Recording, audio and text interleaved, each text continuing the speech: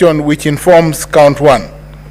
Count one is on gross violation of Article 10.2, Article 73, Article 75, 129, 147, and 131 of the Constitution.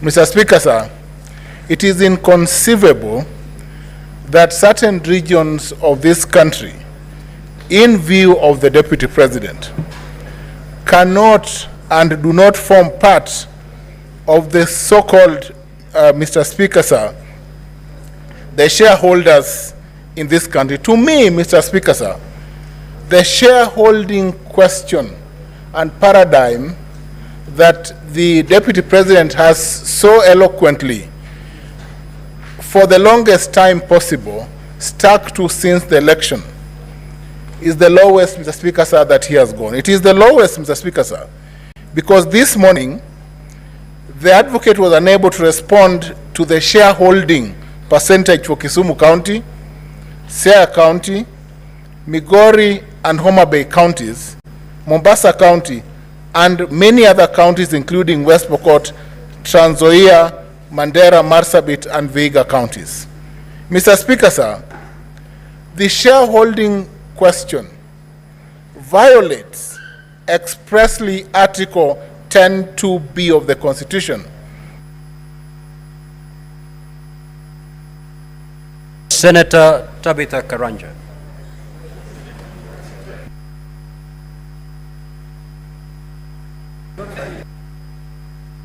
You have 2 more minutes. It's a system for. Speaker, I thought that was rigging. I thought that was rigging. But Mr. Speaker, sir, may I move to just conclude, to move? Mr. Speaker, sir, the presidency of this country, and we have moved under Articles 145 to 150 of the Constitution to impeach the Honorable Deputy President.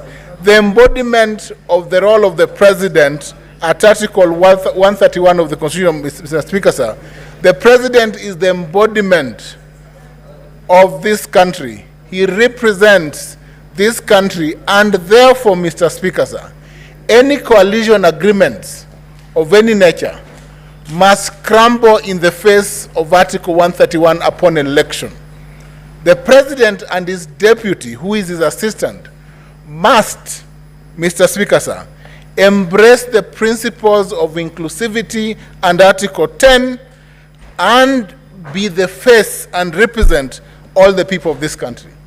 Submissions made by councils for the National Assembly to the effect, Mr. Speaker, sir, that any instrument, be it a political agreement deposited with the registrar, Mr. Speaker, sir, that violates this principle of necessity, Mr. Speaker, sir, are unconstitutional.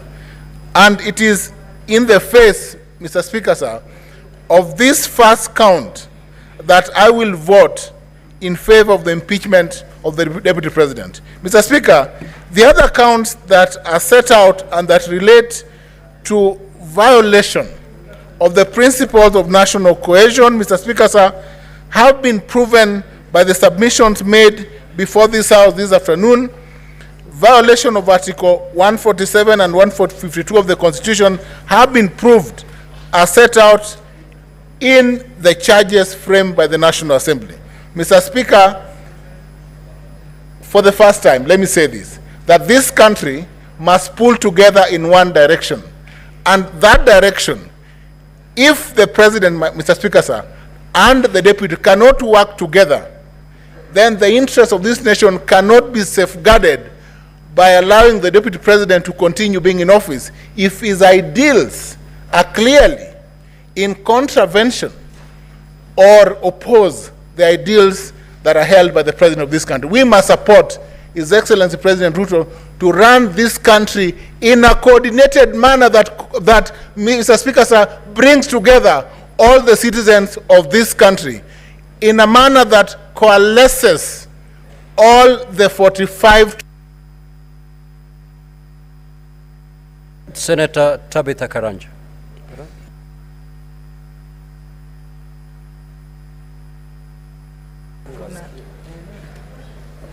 Thank you, Mr. Speaker, sir, for also giving me this opportunity. And I want to take the this opportunity and convey my pole to the Deputy President, and we wish him a quick recovery. The impeachment process is always very tedious and very tiring. Going through what His Excellency, the Deputy President, has gone through is not anything that you'd wish your relative or yourself to go through. So we tell him pole, and we wish him a quick recovery. Would have wished if he was here, at least when the senators are talking, he can represent himself. But unfortunately, the procedure must go on because we are time-bound. In this leadership, we must make decisions for the people of Kenya.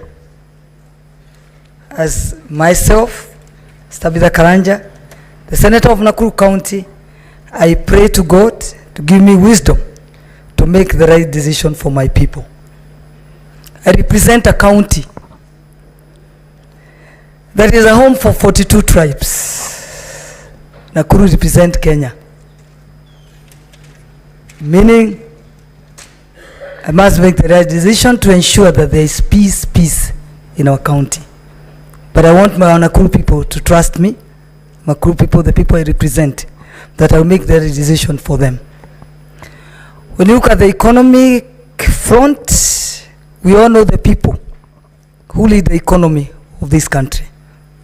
Let's say the manufacturing, the hotels, insurances, the finance institutions.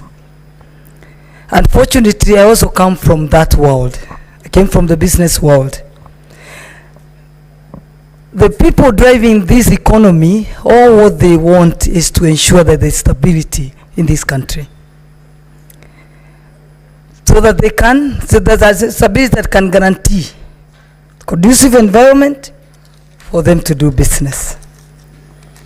The deputy position, the deputy president's position, or even the deputy governor's position is a position that we need to think about. If you look, it has a history that every deputy president is unlikely that they survive. But we need to have the firing and hiring to be given to the same person that hires. Rather than having those people bringing, after firing, they want to fire, they bring them to the floor of the Senate. I wish we can go back to the Moi regime, where they used to be sacked and nothing changes. They hire as another one tomorrow, the following morning. Fortunately, the political formation in this country have representation from different communities.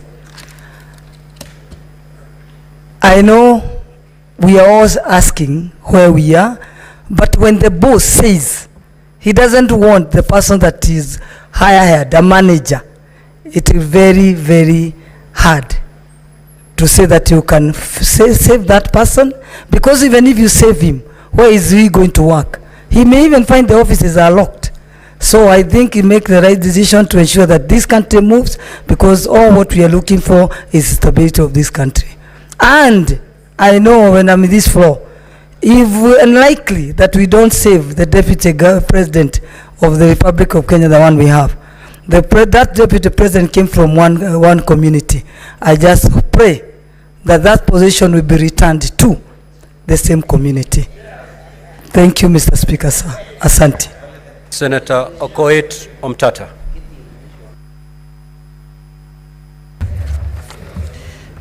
Thank you, Mr. Speaker. I stand here not to defend a good man. It's not important whether His Excellency the DP is a good man or a bad man. I stand here to defend the oath of office that I took to defend the Constitution of Kenya. And that includes giving the devil his due. When the people of Kenya, during public participation, were screaming Kufa Makanga, Kufa Ndereba, they were opposing selective prosecution. They said if Parliament has to hold people accountable, it should not be selective. And I stand here to look at whether this House has complied with the Constitution. Article 150, Clause 2, on the removal of the Deputy President. The grounds for impeachment are set out in Article 145. And pursuant to Article 145, it is purely a political process, but bound by law, especially Article 25, Clause C, which requires that somebody is given a fair hearing. So the removal of the president by impeachment on any ground under Article 145 is a grave matter that involves overturning the sovereign will of the people as expressed in a democratic election.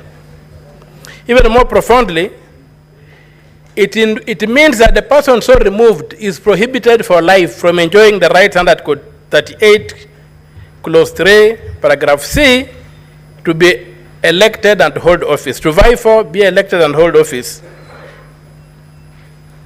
So the constitutional bar that must be cleared for the removal of the president from office is high. The Constitution requires that the removal must be well founded in law, and that's why it prescribes the thresholds. And it must be objective. It is not a simple matter of numbers in the National Assembly and in the Senate. An impeachment is not a vote of no confidence. We must distinguish that. A vote of no confidence is a simple matter with no standards. It's just a political thing that you make, and somebody resigns from office, but he can come back and get to office again. This is an impeachment. So, Article 150, Clause 2 provides that to remove the Deputy President, the provisions of Article 144 and 145 relating to the removal of the President, the Deputy President, of the President shall apply with the necessary modifications to the removal of the Deputy President. The Constitution does not anticipate a situation whereby we apply Article 145 on the removal of the Deputy President without modifying it. The phrase is, shall apply with necessary modifications. What modifications has this House made, or the National Assembly made, or Parliament as a collective made to Article 145 before applying it to the Deputy President? Can we impeach the Deputy President using the standard for impeaching the President, when we know very well that the President is immune to prosecution, and therefore the certain standards that apply to him won't apply to the Deputy President? So given that the Deputy President has not enjoyed those immunities, how are we protecting him? How are we ensuring that this process is constitutional? It's my submission there's a total failure on Parliament to have proceeded to impeach the Deputy President without making the necessary modifications to Article 145. And you have seen the potholes we have fallen into. It's okay for the President because the President is immune from judicial processes. But is it okay that the Deputy President should be prosecuted using the same standard used for the President? And in the drafters of the Constitution. Senator Ali Roba. Thank you very much, Mr. Speaker. I'd like to time so that I don't lose my apologies. Thank you very much, Mr. Speaker. Yesterday, the Council for the Deputy President had really spent a lot of time in trying to bring out non-issues, leaving out the critical substance of the case against the Deputy President. And as I was seated here, I was honestly hoping I'll get an opportunity to get some clarification from the Deputy President. And unfortunately, that never happened. But since we are here and the public are watching, there are issues that need to be responded to. On the issue of serious allegation that is to do with the proceeds of crime and anti-money laundering, in the affidavit of the President, the Deputy President himself acknowledged that Christo Company belongs to him. And he also further acknowledged that he has transferred Christo Company to his sons.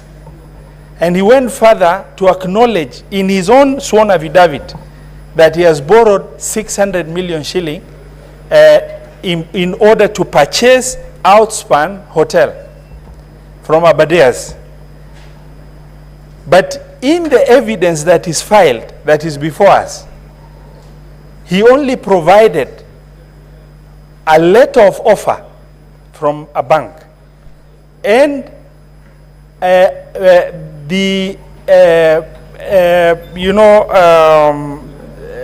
resolution of the company.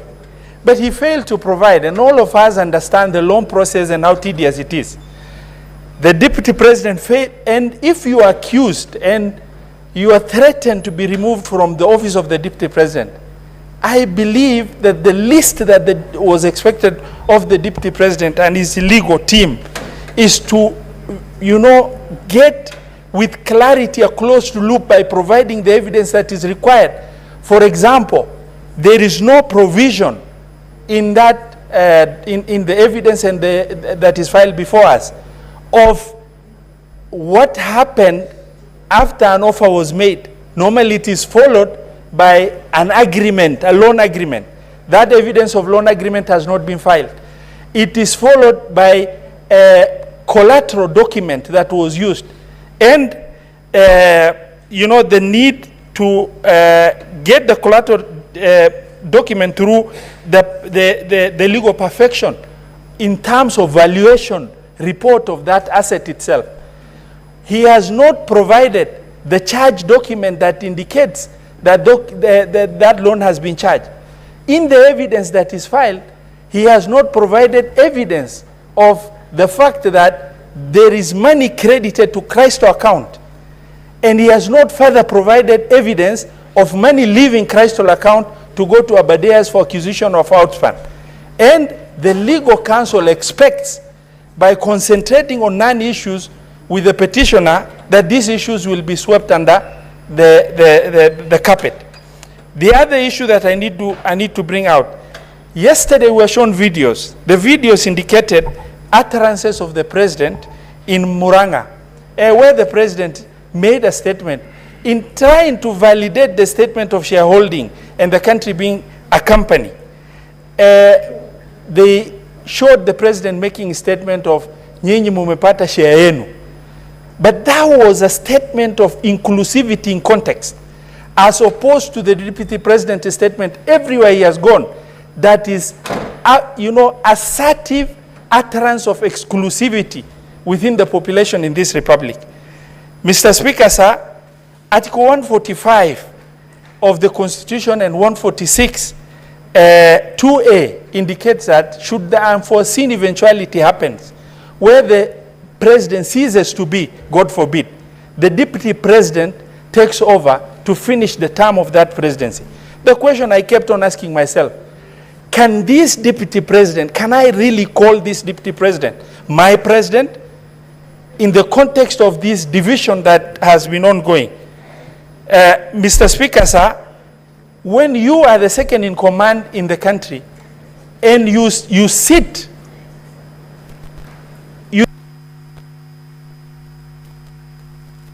Senator Karungo.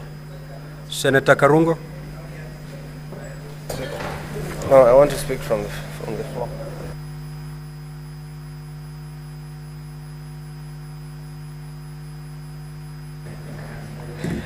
Thank you very much, Mr. Speaker, for the opportunity to oppose this motion.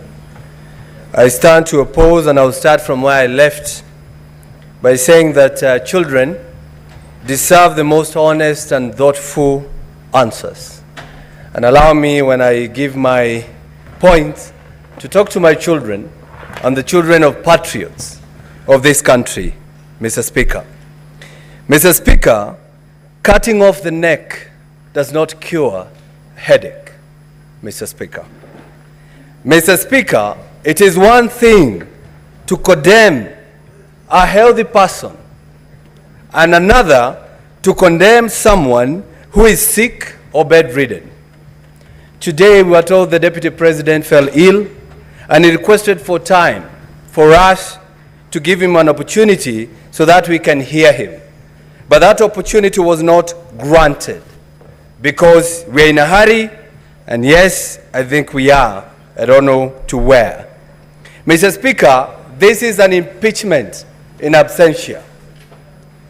And I believe, Mr. Speaker, without contradiction, that probably it is a flawed process, Mr. Speaker. And for some reason or at some point, I was not able even to know who we are impeaching. Is it the Deputy President or the Governor of Siaya, Mr. Speaker? Why am I saying that? Because our standing orders, Standing Order 81 and Standing Order 80, says when a governor should appear before us. And we saw a governor standing there, Mr. Speaker. So sometimes I was asking myself, maybe the governor impeached himself by just appearing to us, Mr. Speaker. And I want to tell you, Mr. Speaker, when you listen to Mr. Mutuse, the main witness, when we ask him questions, he was saying this is just a prima facie. I'm not a lawyer. I Googled, and it says, prima facie says on first sight. So we are impeaching the Deputy President on allegation of at first sight. Mr. Speaker, we don't even love at first sight nowadays. But we have made the process of impeaching a Deputy President so easy than kicking out a nagging boyfriend or a nagging girlfriend. So I stand here from Kiambu saying that, Mr. Speaker, I'm not going to impeach the Deputy President because listening to the accusation here, they are not enough. They do not meet the threshold of removing somebody from the office. You ask Mutuse here, you had it. Mr. Mutuse, tell us. He says, I was not in an investigation journey. Mr. Mutuse, I just imagined. Mr. Mutuse, I don't know. Mr. Mutuse, I believe. Mr. Mutuse, Senate, believe me. Even if you don't believe me in one occasion or in one ground, just take one, the one that you love, Mr. Speaker. Mr. Speaker, it's sad that my brother, a person from my area or my region, the Deputy President of this country, is being impeached. And I want to talk to the majority leader, person I really respect, and also the senator for Bomet, Mr. Sigei. When we help to save a brother, remember us when we ask you to save our brother, Mr. Speaker. Mr. Speaker, as I conclude on this issue, Mr. Speaker, he who assesses the integrity of others must exemplify an even higher standard of integrity on himself.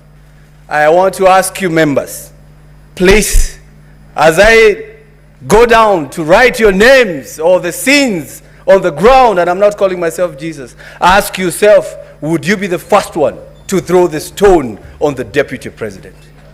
And Mr. Speaker, I am going to leave this by saying I'm going to vote on all 11 counts. No, no, no, no, no.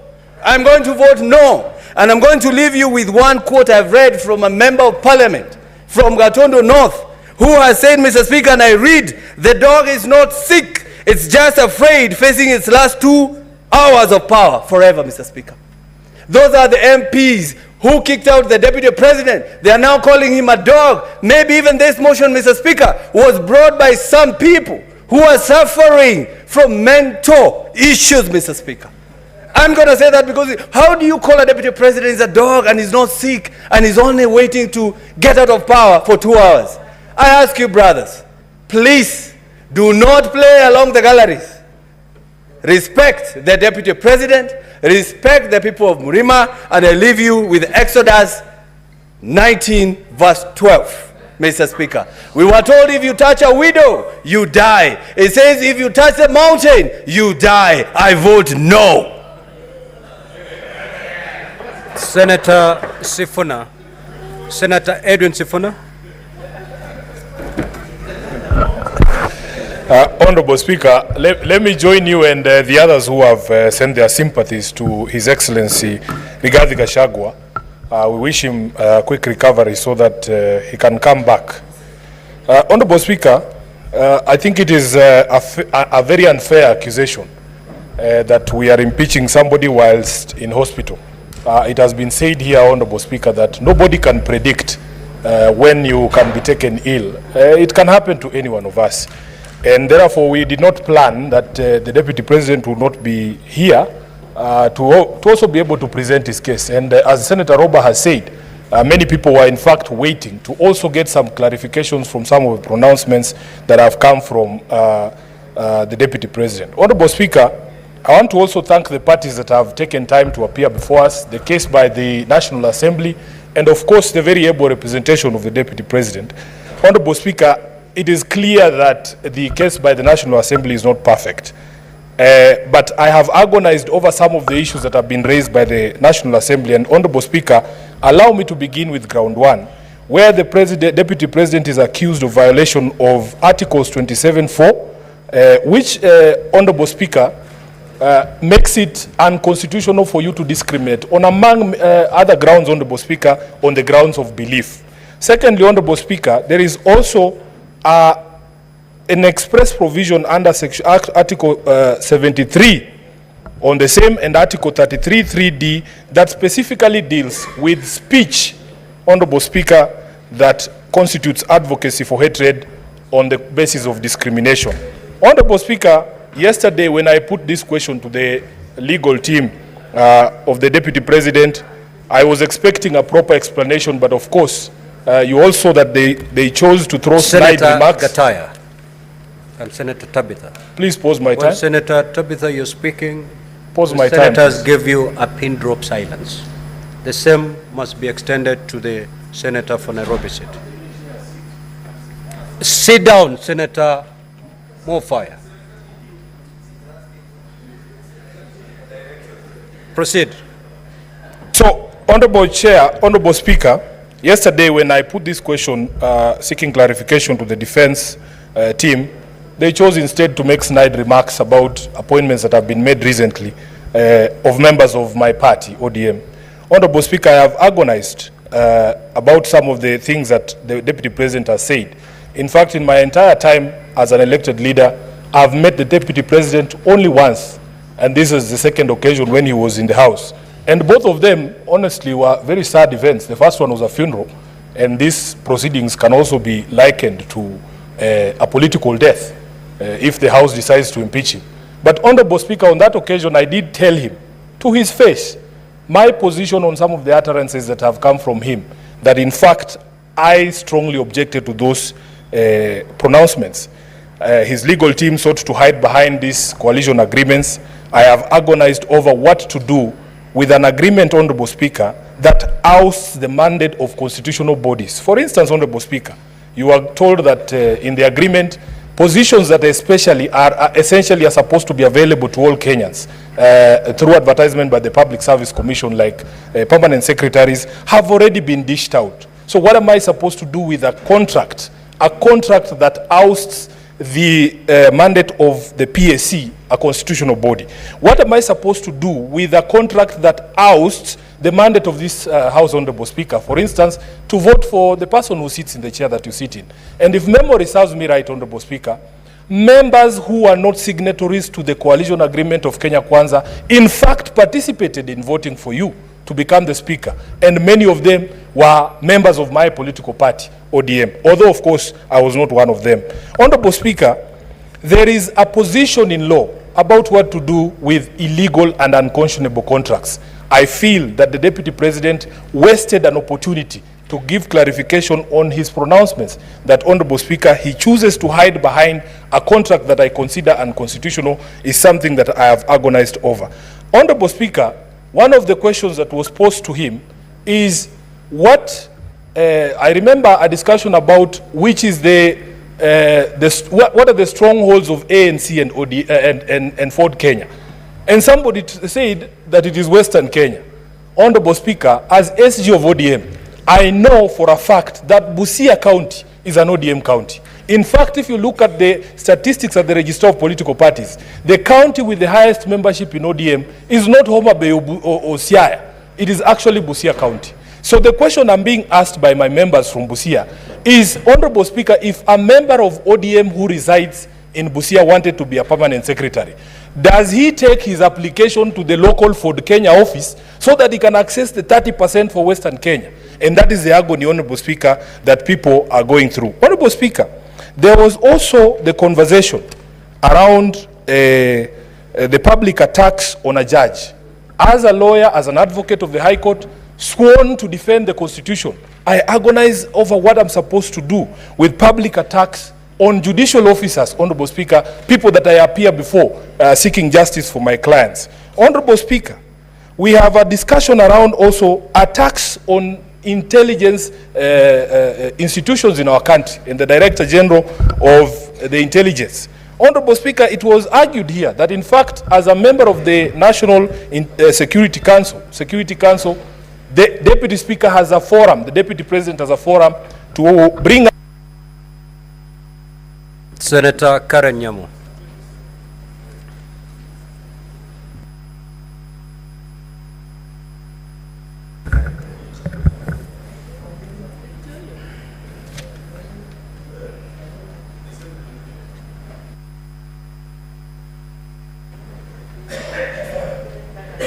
Thank you, Mr. Speaker. I can assure you, Mr. Speaker, none of us is enjoying these proceedings of an impeachment motion against the Deputy President, and particularly those of us from the government side, the Kenya Kwanza Coalition, and for obvious reasons, Mr. Speaker, because he has been our leader. We have been in the trenches with him, fighting for this government, and so it has come to this, and I can assure you we are not particularly very excited about it. I personally have interacted with him on numerous occasions. If you look in the internet, Mr. Speaker, you will see photos of me dancing with the Deputy President, Mr. Speaker. I have followed these proceedings very keenly. All the 11 counts, one that the gross violations of the Constitution, Article 10(2), the one that talks about the conduct of public officials, including the Deputy President, the one that talks about him being a principal assistant of the President and an extension of the presidency, Article 147, that talks about his insubordination, and one that Sifuna has talked about, Article 160, that deals with undermining public institutions, and particularly the judges, Mr. Speaker. I have been born and grown up in Nairobi County, in Eastlands particularly. And where I come from, when we grow up, we are not even aware of each other's tribe. Our neighbor could be from any other tribe. And so when I hear the Deputy President talking and allocating shares to citizens, I am aware that he's excluding more than half the population of Nairobians from service delivery, the same people that me and Sifuna are always here fighting for, every day, for allocations and for services, Mr. Speaker. And as if that was not enough, he was in the CBD the other day, addressing Nairobians in the Kikuyu language, assuming that all Marikiti traders are Kikuyus, Mr. Speaker. Nothing can be further from the truth. And sowing seeds of tribalism in Nairobi is very, very dangerous. If you have seen the slum setup, where people live together, all tribes together, I do not want to imagine if you sensitize these people and make them aware of their tribes and their lack of shares in their own country, Mr. Speaker. And finally, in future, I want to call upon presidential candidates to make it a very critical attribute of their running mates to have political maturity and to have a national outlook, Mr. Speaker. Because to some extent we want to put some blame on the president, because we are wondering what he looked at when he picked his running mates. Thank you, Mr. Speaker. Senator Kajwang.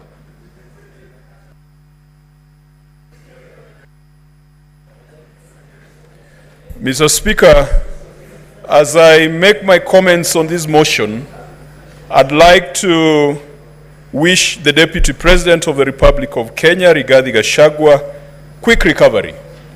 He is still the President of the Republic of Kenya as at 9:19 p.m. on the 17th of October until any decision is made. He's still the Deputy President of the Republic of Kenya.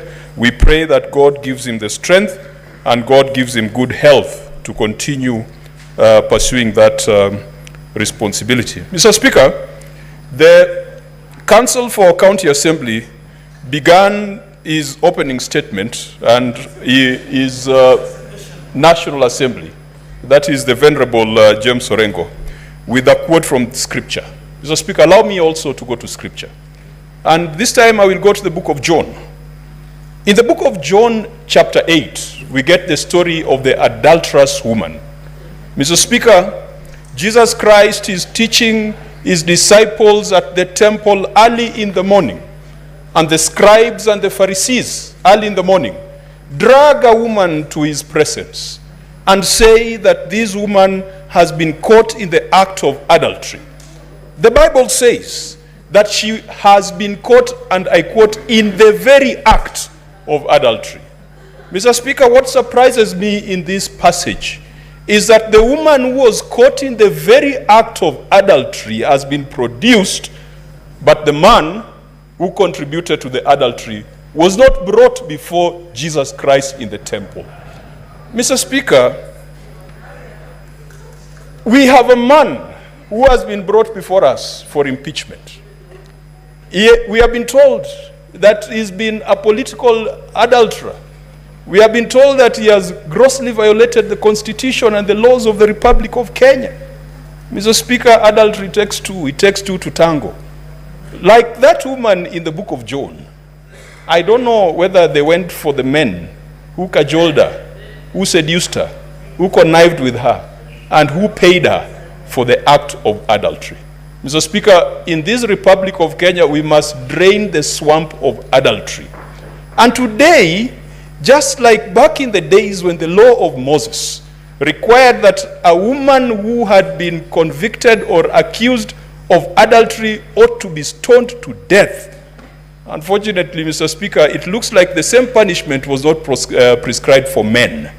It was just for women to be stoned to death, and yet it takes a man for a woman to commit adultery. Tonight, because the Constitution of the Republic of Kenya is just like the law of Moses, it says if you are found guilty of political adultery, you should be stoned to political death. It is called impeachment. You are sent into political purgatory for 10 years. You cannot run for office. Mr. Speaker, we must deal with the law as is. The law as is requires us that the woman or the man accused of adultery must be stoned to death in this chamber. That is the law as it is. But, Mr. Speaker, we must make sure that we bring those other men and women who commit and who encourage people to go into adultery so that they also face the same sentence and they also face the same judgment.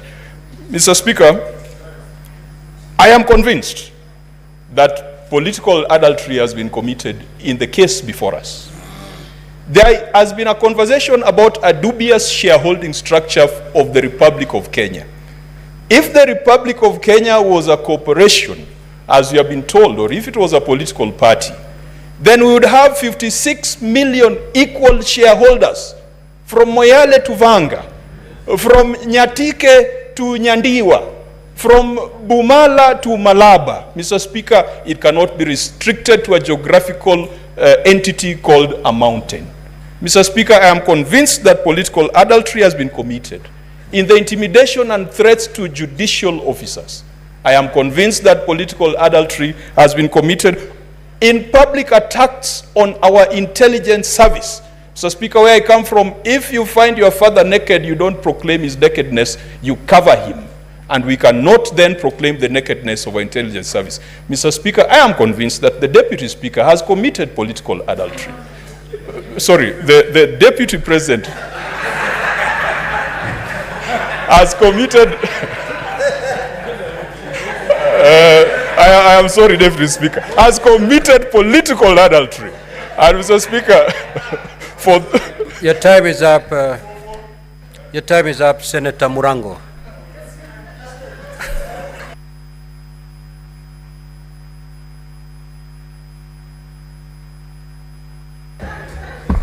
Asante sana mstahiki Spika. Kwanza ningetaka kumwombea afueni haraka naibu wa rais. Alafu niseme hivi. Mstahiki Spika, fisi anapotaka kula mtoto mwanawe husema kwamba ananuka kama mbuzi. Mstahiki Spika, mashtaka iliyo mbele yetu leo ni dhahiri shahidi ya kwamba ni fisi anayetaka kula mwanawe. Mstahiki Spika, wakati Mheshimiwa Karungu Adhangu alikuwa anaongea hapa leo na kuambia ombe msamaha, alikuwa amemwambia naibu mkurugenzi mkuu wa idara ya jinai kwamba anapojibu anjibu na wanao. Mstahiki Spika, mashtaka ambayo imekuwa hapa, kampuni zote zimekuwa hapa, zilikuwa nyingi, zilikuwa za watoto wake Rigathi Gachagua. Ama kweli chambilecho mkuki kwa nguruwe, kwa binadamu mchungu. Kwa sababu Mstahiki Spika, hakuwezi kuwa na umbaguzi wa wanawe naibu rais, lakini kusiwe wale wengine wanapewa heshima tofauti na hiyo. Mstahiki Spika, mimi nimetoka Kirinyaga na najua mashtaka yote ambayo yako hapo 11. Kuna jambo moja ambalo mpaka ufanye kama utadhirisha mashtaka, na ni ushiriki wa umma ambao tuko na ushahidi mbele yetu.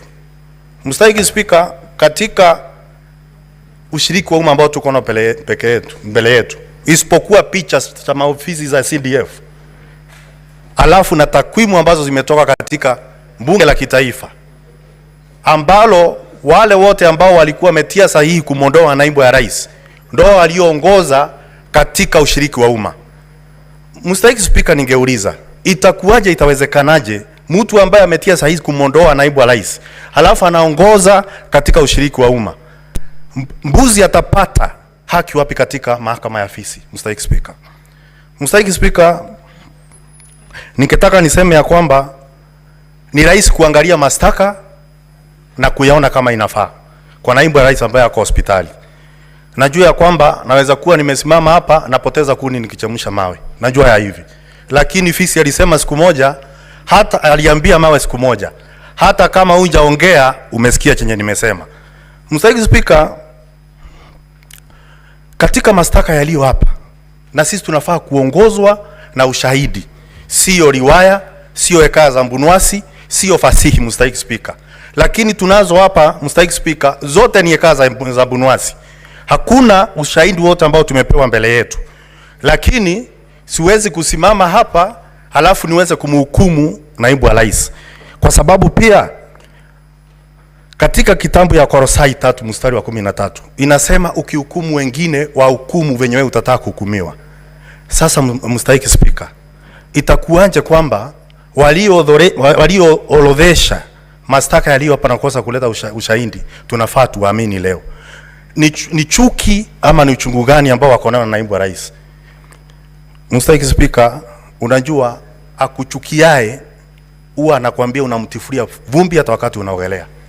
Mstahiki Spika, mahali nilikotoka mimi nataka kitu ya kwanza kufanya ni kuwakilisha watu wangu, na waliniambia kwamba ushiriki wa umma ambao uko hapa hawakuhusishwa vilivyo, kwa sababu walioenda kule mashinani kufanya ushiriki wa umma walienda kufanya ushiriki wa umma wakijua matokeo yake. Mstahiki Spika, na kwa hivyo mimi nimeambiwa na watu wangu kutoka Kirinyaga yale mashtaka yote ambayo yamewekwa hapo, na kwa sababu tumekuchagua wewe uende pale utuwakilishe, tafadhali ukienda yote usikumbalie na hata moja. Mstahiki Spika, Mswahili usema lilompata peku na ungo ni lilo.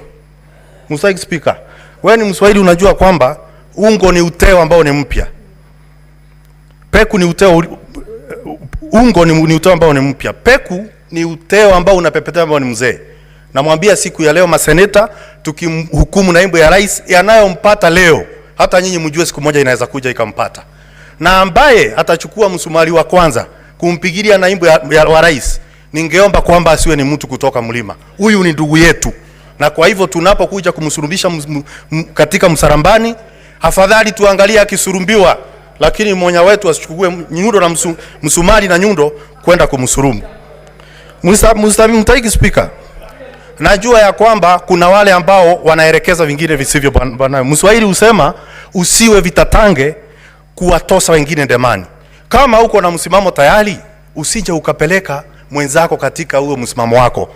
Tunafaa kuzingatia ushahidi, tunafaa kuangalia kwa haki, kama maombi yetu ambayo tuko nayo katika seneti kwamba tutaangalia kila kitu kwa haki na uaminifu. Asante sana Mstahiki Speaker. Now, honorable senators, we had a consensus to terminate at 9:30. But again, breathe in and out.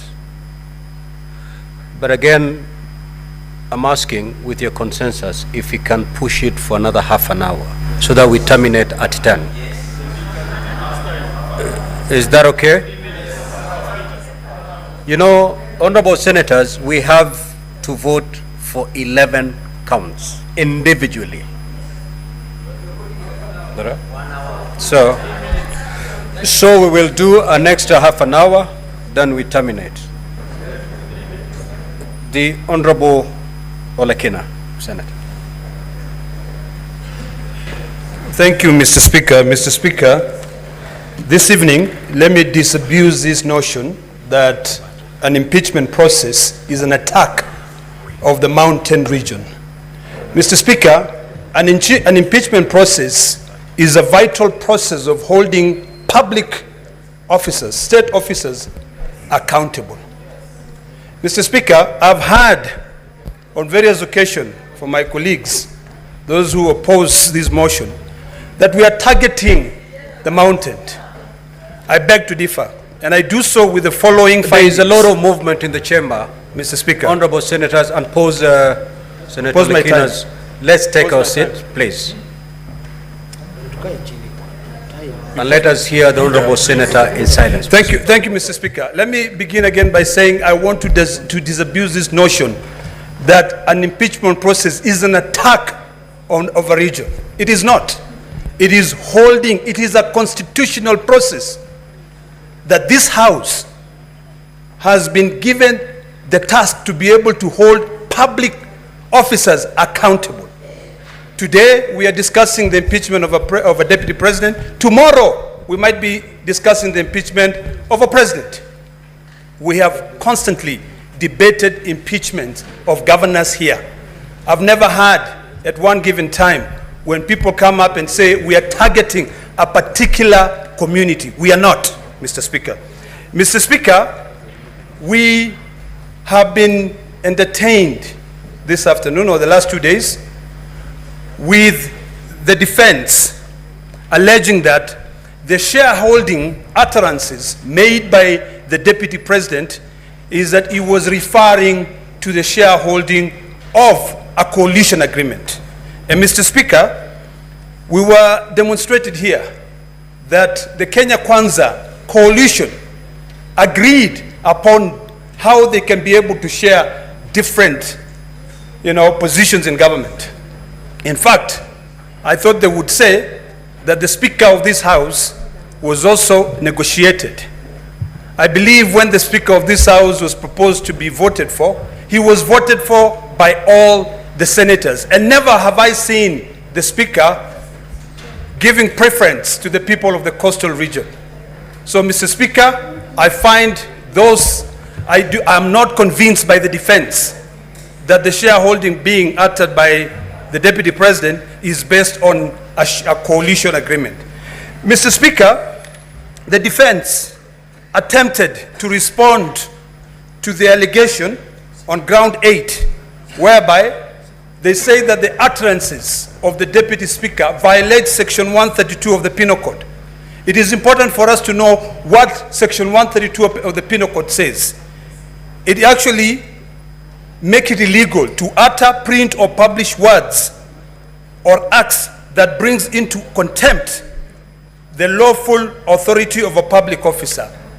The decision made by Justice Esther Maina in her capacity as a judge of the High Court is protected by the position that she holds. So it is a bit unsensical for the Deputy President to go out in public, instead of following the due process of the law, to be able to go out and appeal the decision of that judge. Until today, Mr. Speaker, the coercion which was used to be able to return the 200 million shillings back to the Deputy President, that money must go back to the public. Mr. Speaker, the Deputy President has got a forum. Article 240 of the Constitution puts him as one of the key members in the National Security Council. He has got a forum to be able to go out there and express his dissatisfaction with the NIS. When he calls a press conference and outright says that the Director General of the National Intelligence has completely brought that service into a halt, he was exposing the secrets of this country, and what he was doing is that he was actually saying that we have got no control.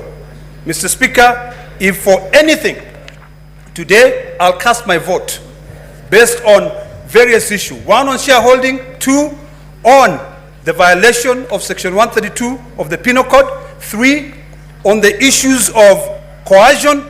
I listened to the gentleman from Kempsat this afternoon when he said that he had to sit for hours at ESCC to be able to come out with one billboard. One. He was called on the 11th.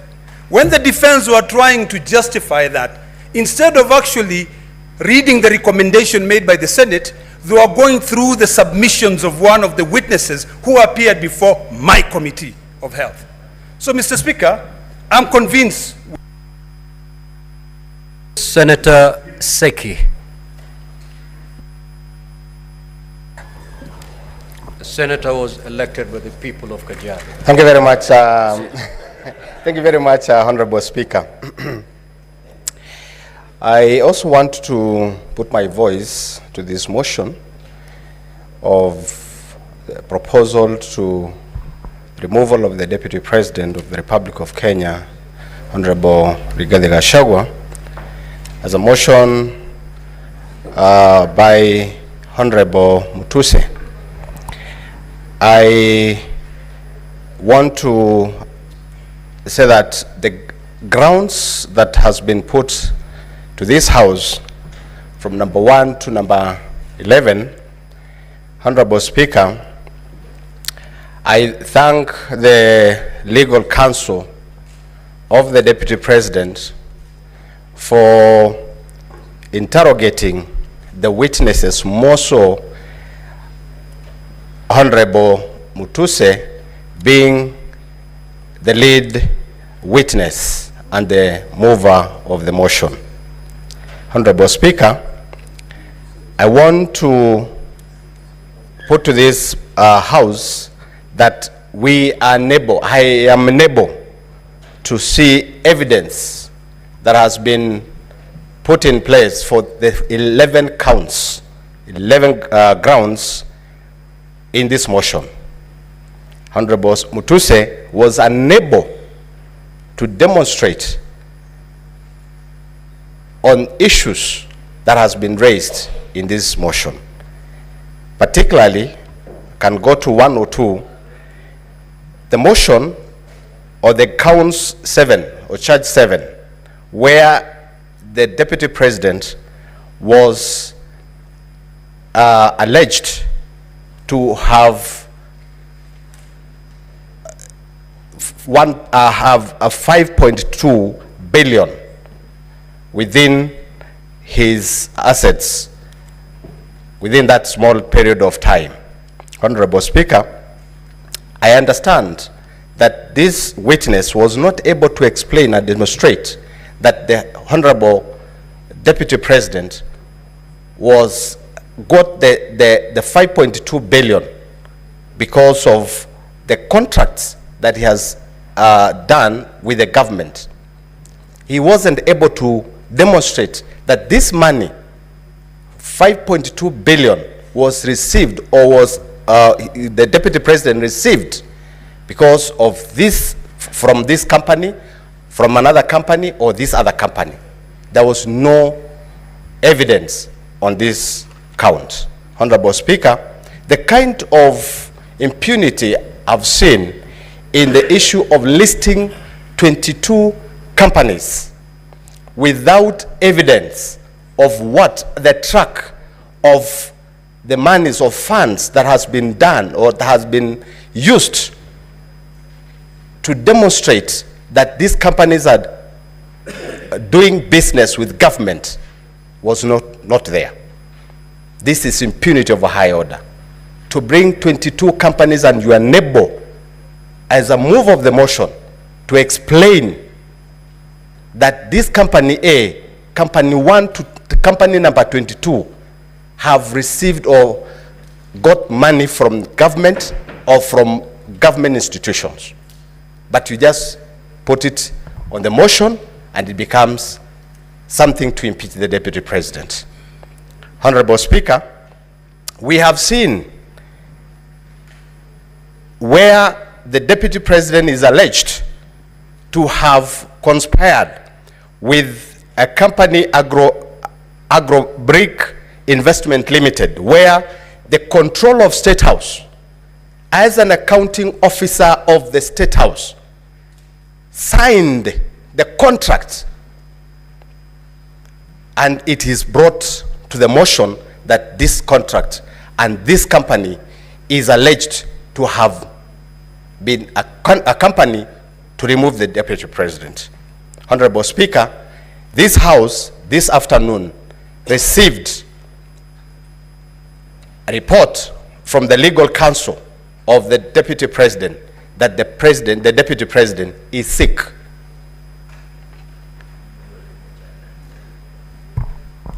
Now, we are ready. Senator Faki.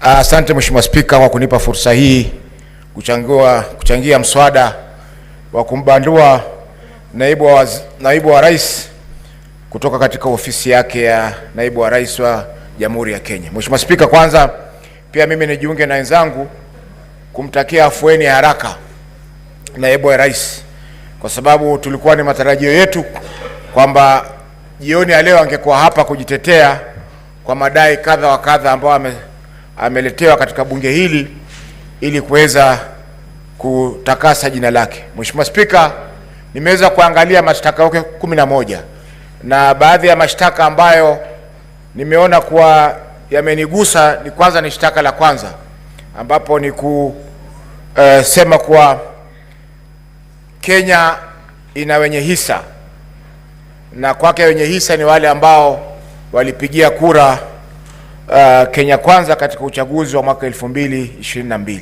Mheshimiwa Spika, hiyo imebagua makabila zaidi ya 47 katika nchi yetu, na sisi ambao tutatoka pwani, ambao kutoka mwanzo pwani ilikuwa si koloni ya Kenya, ilitupa mshtuko mkubwa kwa sababu tuniona kwamba tunazidi kutengwa katika mamlaka ya jamhuri yetu ya Kenya.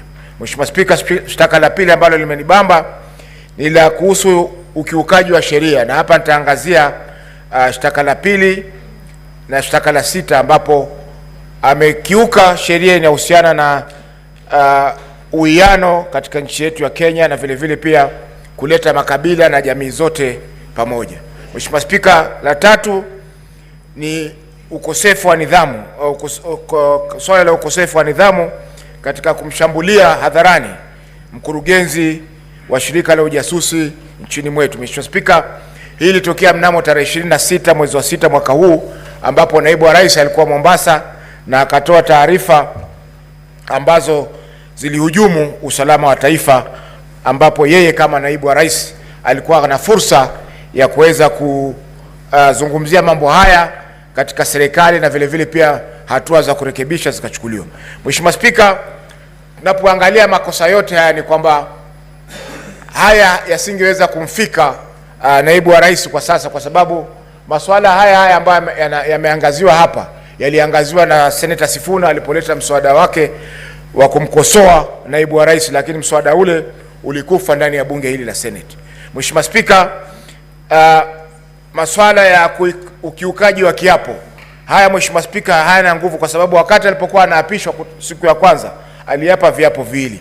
Kwa hivyo hatujui ni kiapo kipi ambacho alikikeuka wakati Mheshimiwa Muthusi alipokuja hapa na kuzungumzia masuala haya. Mheshimiwa Spika, nitamnukuu, nikimalizia nitamnukuu Senator Orengo aliposema kwamba katika bunge lililokwisha kwamba mapinduzi yanakula watoto wake. Kwa Kiingereza, revolutions eat their own children. Na hii tunaona kwamba mapinduzi yameanza kula watoto wa Kenya Kwanza, wakianza na mtoto mkubwa kabisa ambaye ni naibu wa rais. Kwa hivyo ni masuala ambayo yameendelea katika bunge hili. Bunge lililokwisha tuliona hapa Profesa Kindiki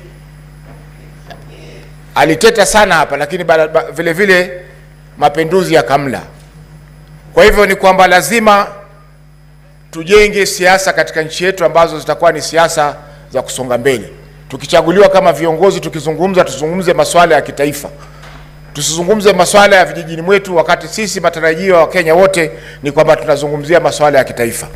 Kwa hiyo Mheshimiwa Spika, napongeza pia bunge hili la Senate kwa kuonesha ukakamavu na vile vile pia umahiri mkubwa wakati tumeweza kusikiza kesi ya naibu wa rais. Labda kwa siku za usoni tutapata pia fursa ya kusikiza kesi ya rais wa Jamhuri ya Kenya katika bunge hili letu. Asante Mheshimiwa Spika kwa kunipa fursa hii. Senator Oroba.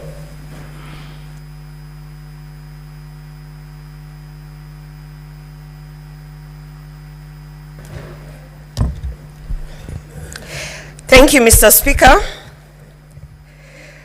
First of all, I want to say that this is not about a relationship. It's not about a friendship that has deteriorated. I have been hearing people say, if it's about a relationship, if it's about a marriage that has broken, why don't they go back and make peace and come together? No, Mr. Speaker. These two individuals, His Excellency the President and the Deputy President, did not come together so that they can live happily ever after and have children, Mr. Speaker. They came together so that they could deliver development to the people of Kenya, Mr. Speaker. So this, what we have been doing here for hours and hours, it pains me when I hear people saying, you know, about adultery and relationships and what, and I'm wondering, no. We have been here because of 11 counts, Mr. Speaker. A very serious impeachment motion because of not 2, not 3, but 11 counts, Mr. Speaker. In my condition, I have had to sit here and go through all 11 counts to understand which one actually has been substantiated and which one holds water. So no, this is not about a relationship. And we should not expect that because they came together, they should now go and sit somewhere and make peace now and you know, stop disturbing us. No, Mr. Speaker, 11 counts of an impeachment motion is something very serious, Mr. Speaker. And it's very unfortunate that of the 11 counts, about 4 counts, Mr. Speaker, were not even substantiated, Mr. Speaker. Very shocking. When you have a team of legal experts sitting down bringing 11 counts, at the very least, they should have even substantiated 9, Mr. Speaker. But 4 counts, ground 2, when you talk about undermining a cabinet decision, how did we not have the witness come here to speak so that we can be able to understand? Some of us, we don't sit in cabinets, and we need to understand what a cabinet decision is, how it is undermined. Mr. Speaker, the witness was not produced. We had another witness who did not come here in terms of undermining devolution. Governor Sakaja signed an affidavit but then did not appear, Mr. Speaker. People must respect the Senate, because when we are sitting here to analyze 11 counts, Mr. Speaker, honestly, in all fairness, they should at least be substantiated to some level. However, Mr. Speaker, I have lived through the post-election violence of 2007, 2008, and it is very strange that 2007 I was also pregnant, Mr. Speaker. And when I remember, Mr. Speaker, the things that triggered the post-election violence, Mr. Speaker, in 2008 of January, it was such utterances such as Musiguze Mlima, Mr. Speaker. They started as a joke, and before you knew it, matatus were being stopped and people were being asked, get off the matatu and showcase your IDs, and arms and limbs were being chopped off, Mr. Speaker. So we might think it is a joke, this shareholding narrative, Mr. Speaker, but having lived through that post-election violence, and I remember very well, Mr. Speaker, that I even had to choose the people who are operating, you know, on me in 2008, because I was afraid, you know, as Kisses, we love everyone. People always think we are traitors because we welcome everyone. So at that time, the attack on us was from both sides, Mr. Speaker. And so therefore, I do not take this shareholding narrative as a light thing. I do not take this Musiguze Mlima as a light thing, Mr. Speaker, because I have been affected directly. And on that count, Mr. Speaker, I definitely have seen that it has been substantiated. We have seen the evidence, and we have even seen repeated utterances of causing divisiveness in this country, Mr. Speaker.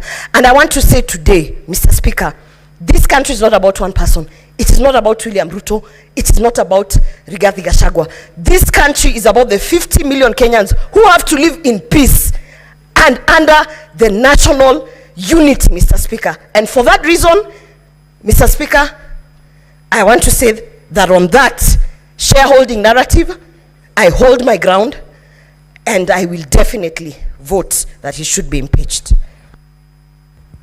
Senator Kavindu.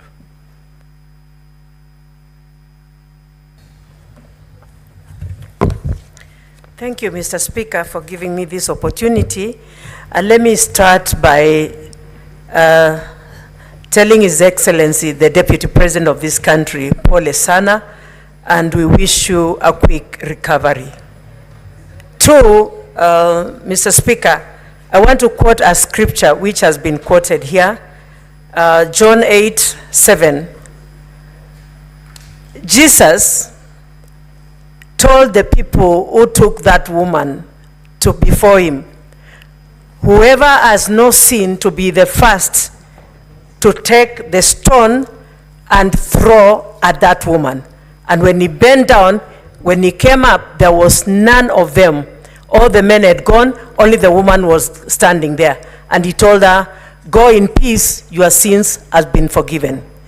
Mr. Speaker, when I talk like this, I'm saying that the other day we had the Deputy President publicly ask for forgiveness. And the Bible in the book of Matthew 14, Matthew 6, verse 14 and 15, says that if we don't forgive men their sins when they sin against us, our Heavenly Father will never forgive us our sins. And talking like this, Mr. Speaker, I want to say the mover of this motion, Honorable Mutuse, could not substantiate the allegations. He was asked questions, and people even outside on media are laughing and asking what kind of a lawyer is he, because he could not answer many of the questions, because I think he was not aware of what of the motion. To me, it seemed like it was drafted by somebody else and he was given just to table it. Mr. Speaker,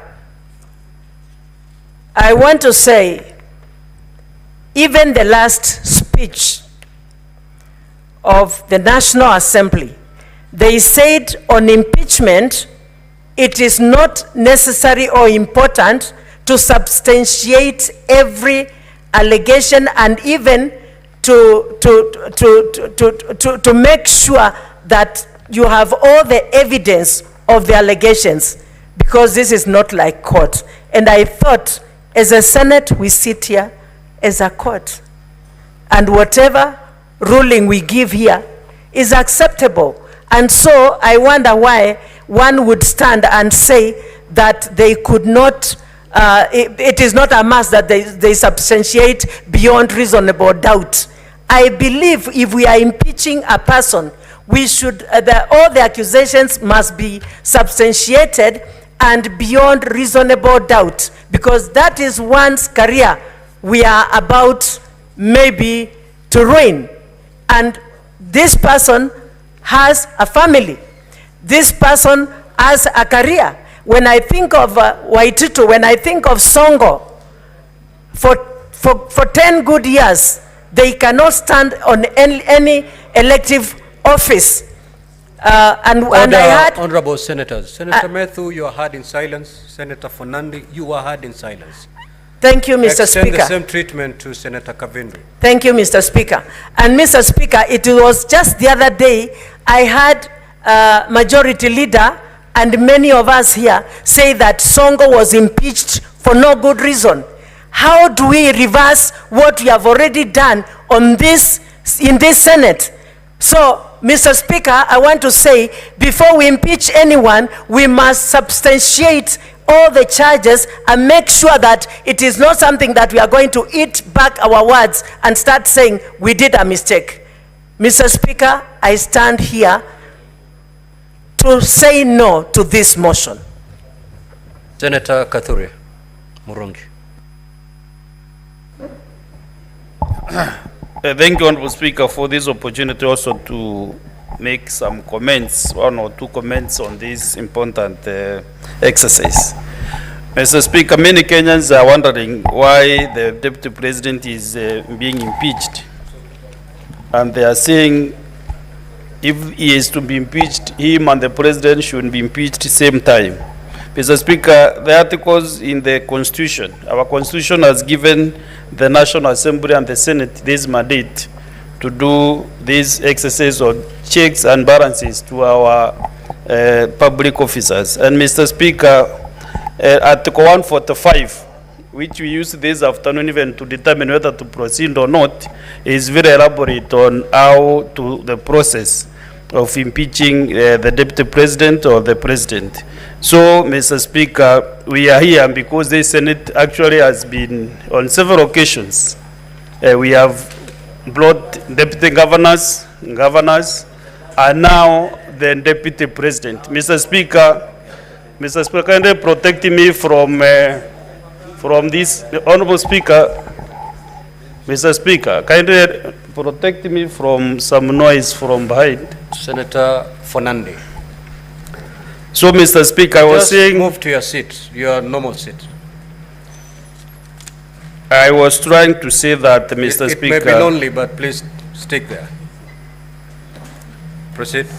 Mr. Speaker, this House has brought deputy governors, and now the Deputy President.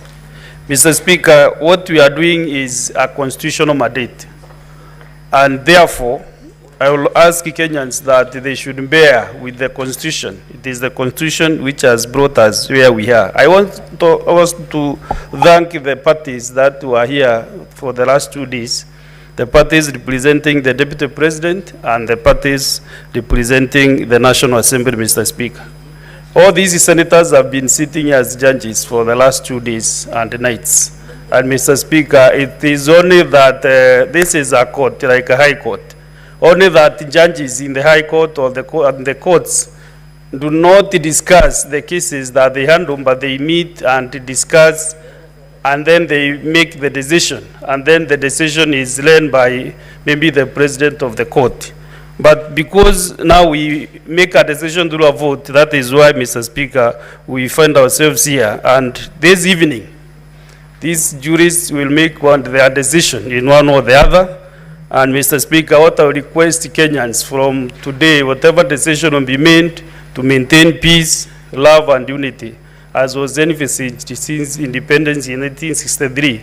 Because, Mr. Speaker, where we are, a decision will be made by the Senate in one way or the other.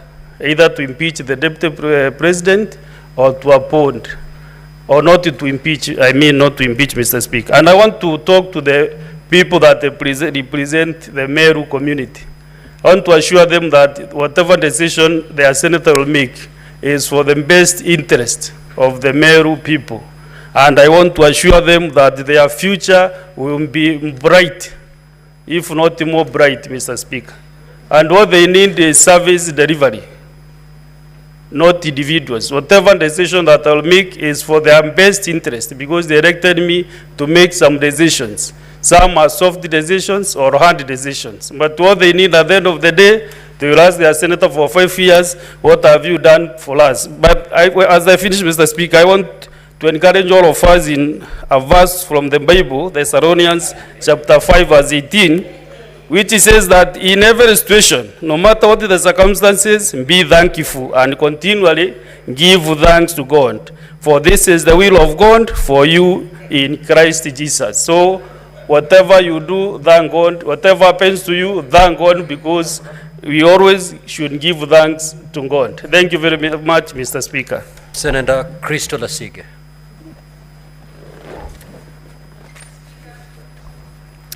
Speaker, the Parliament of Kenya has gone through a great deal in a very short amount of time, many firsts, and it is utterly painful for me to know that the world keeps seeing us time and time again under such lugubrious circumstances.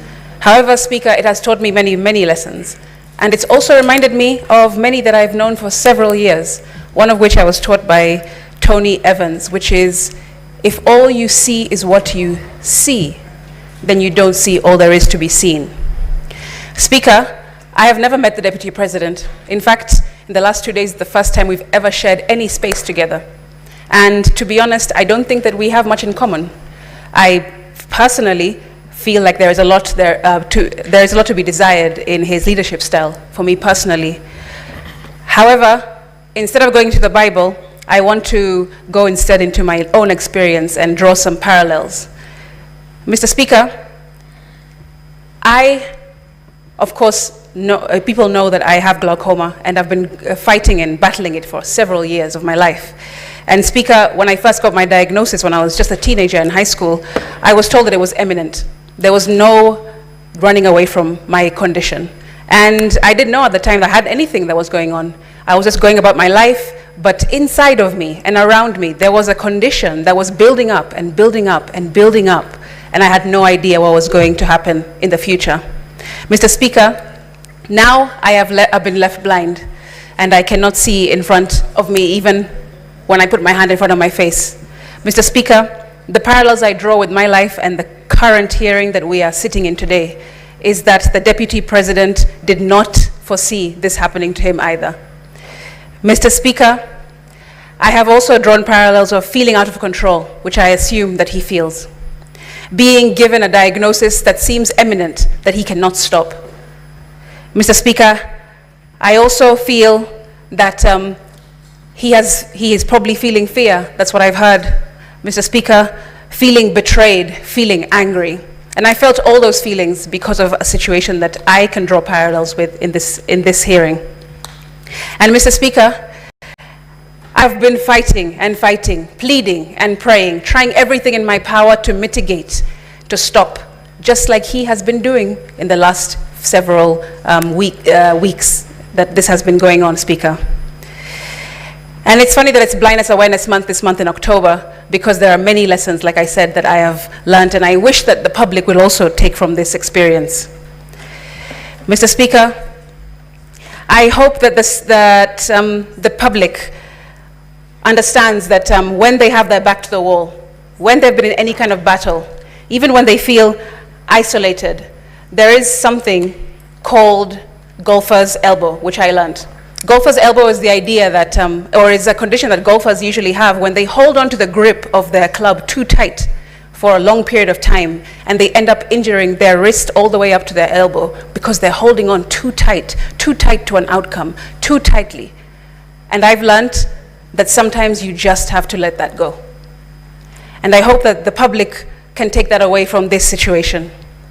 Mr. Speaker, we must move away from hegemony the idea of being dominated by one group or a person or a company or a state, because we are a democratic republic and we need to move away from such ideology, such utterances, such behavior, Mr. Speaker.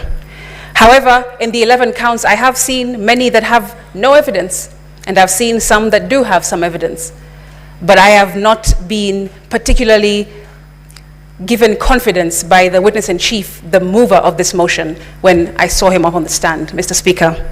Although none of us can relate to what it's like to being a deputy president in this room for sure, we can definitely relate to the lessons that I've just mentioned. Mr. Speaker, make decisions today that will not betray you tomorrow. That's one. I also want to share that even though you're in a battle, whatever that might be, financial, personal, medical, whatever it is that you're going through at the moment, and you feel like your back is on the wall and everything, all the odds are against you, remember that it gets better. You do better. You will experience better. And we will become better, Mr. Speaker. I will finish, and I hope that the senators will remember what I said to them yesterday from the Bible, Proverbs 17:15. Senator Newton.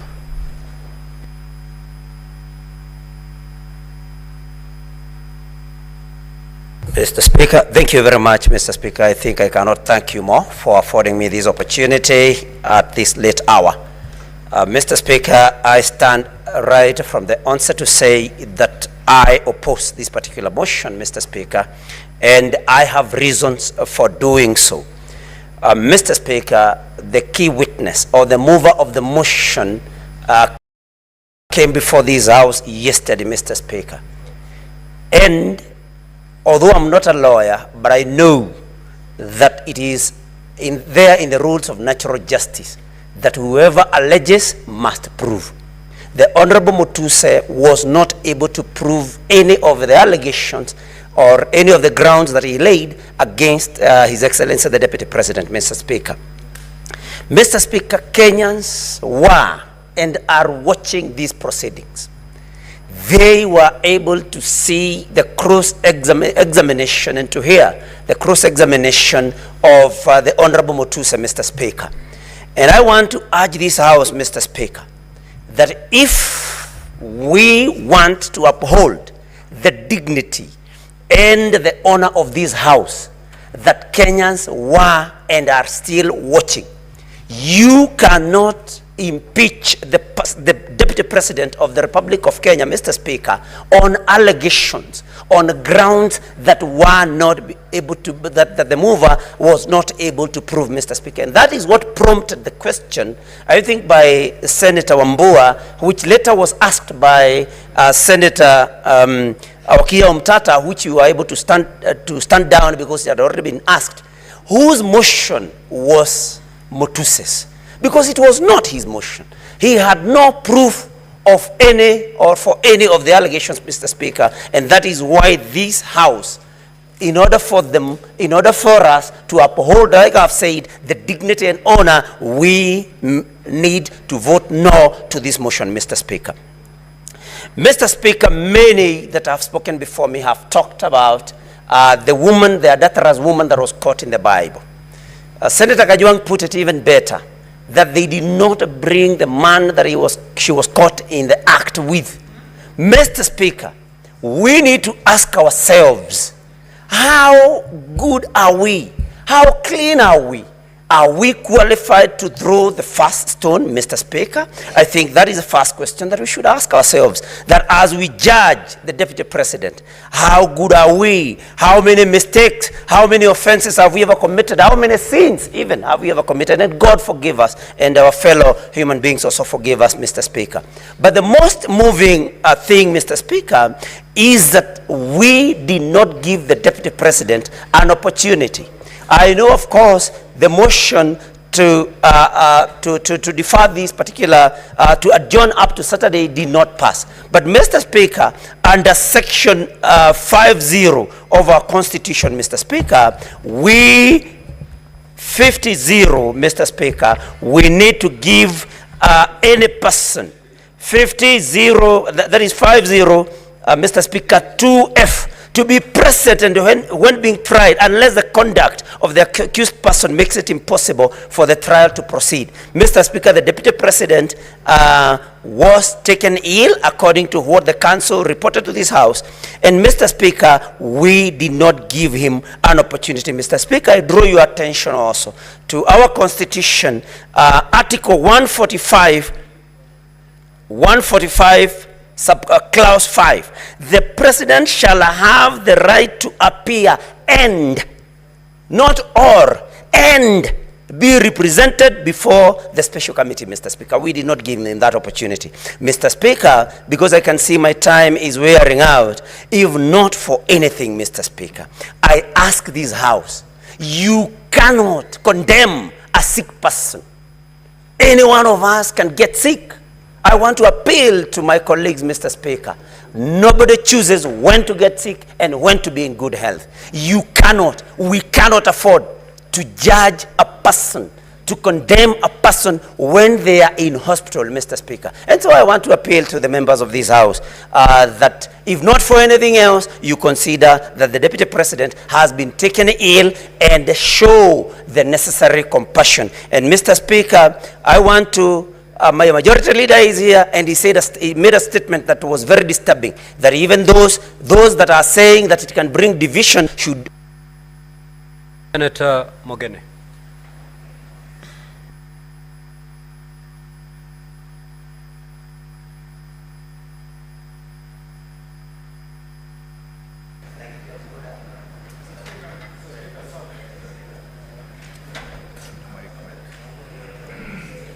Mr. Speaker, sir, first on my own behalf and on behalf of the people of the great county of Nyamira, I want to send a message of quick recovery to His Excellency President Rigathi, and we wish him a speedy recovery. Mr. Speaker, the Bible says in the book of Ecclesiastes 3, verse 1, that there is a season for everything. There is a season to be born politically and a season to die politically. That's biblical. The Speaker, I've agonized. Mr. Speaker, I've gone through a lot of soul searching. Mr. Speaker, as I listened to the evidence that was tendered against, as I listened, Mr. Speaker. Just pause the time for Senator Mogeni. Let us allow Senator Mogeni to be heard in total silence, please. Speaker, as a lawyer and a person who witnessed the birth of the 2010 Constitution, Mr. Speaker, I strongly believe, Mr. Speaker, that Kenya belongs to all the 42 plus tribes, Mr. Speaker. And what has disturbed me, Mr. Speaker, for the 2 days I've sat here, Mr. Speaker, what would happen to my community in Kisii and in Nyamira if we ran our government through this theory of shareholding?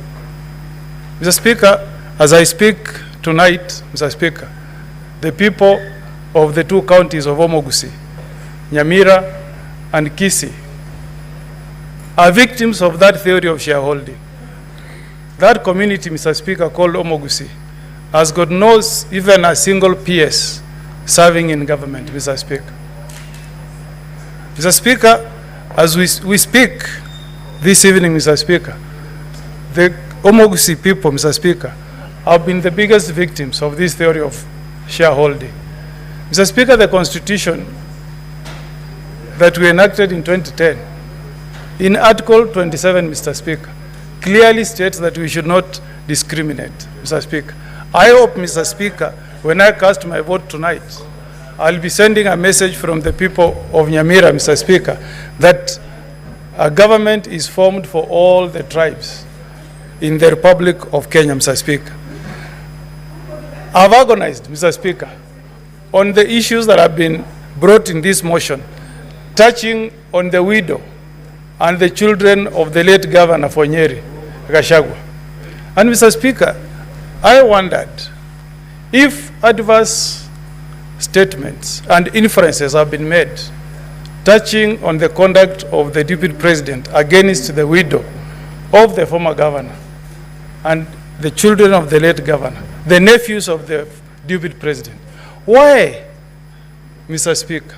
I ask as a father, why, Mr. Speaker, did the widow and the children of the late Governor Gachagua swear an affidavit to dispel all the things that have been said against a scheme of swindling those children? Why, Mr. Speaker? Why didn't they swear an affidavit, Mr. Speaker?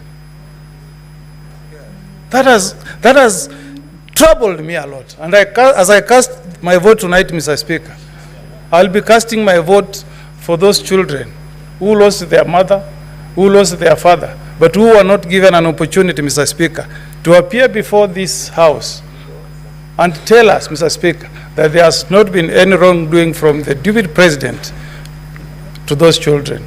Count number 1, count number 8 is about the utterances that were made by the Deputy Speaker. I hope, Mr. Speaker, that the person who will occupy that coveted position of Deputy President will reflect on what John says in chapter 3, verse 5. Mr. Speaker, the Bible says that the tongue is a small part of the body, but the tongue is also fire, and it's a world of evil among parts of the body. If the Deputy President had checked his utterances, Mr. Speaker, perhaps we will not be having this motion this evening. So, as we vote tonight, Mr. Speaker, let's also learn. Let's also learn from what the tongue has done to Honorable Gachagua. I will vote, Mr. Speaker, where I'm convinced that allegations against the Deputy President have been proved. I reserve my vote to be cast at the right time. Senator Boni.